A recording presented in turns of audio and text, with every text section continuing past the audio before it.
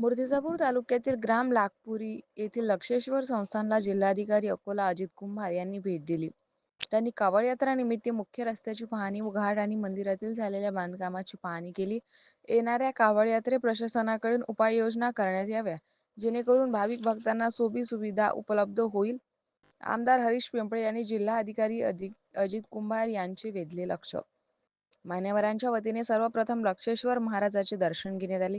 कावड उत्सव मंडळाचे अध्यक्ष मूर्तिजापूरचे आमदार हरीश पिंपळे यांनी जिल्हाधिकारी अजित कुंभार यांचे पुष्पगुच्छ व लक्षेश्वर भगवान यांची प्रतिमा देऊन स्वागत केले.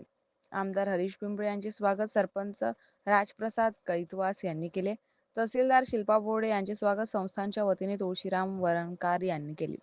जिल्हा परिषद कार्यकारी अभियंता प्रकाश इंगळे, उपविभागीय अभियंता सार्वजनिक बांधकाम विभागचे राजेश नवलकर, जिल्हा परिषद बांधकाम उपविभाग मूर्तिजापूर उपअभियंता अनिता भगत, सहाय्य अभियंता श्रेणी 2 निशिगंधा जवंजाळ, शाखा अभियंता जिल्हा परिषद अकोला प्रशांत लोखंडे, गटविकास अधिकारी मिलिंद मोरे, विस्तार अधिकारी विजय कीर्तने, मंडळ अधिकारी राजेंद्र जाधव, ग्रामविकास अधिकारी गोवर्धन जाधव, सरपंच रामप्रसाद कैतवास, ग्राम महसूल अधिकारी वीरेंद्र वानखडे, राहुल सोनकुसरे, मंडळ अधिकारी रवींद्र पुरी, तंटामुक्तीचे अध्यक्ष नजाकत पटेल, पोलीस प्रशासन संस्थाचे पदाधिकारी कार्यकर्ते, विविध पक्षाचे पदाधिकारी कार्यकर्ते, गावातील ग्रामस्थ उपस्थित होते.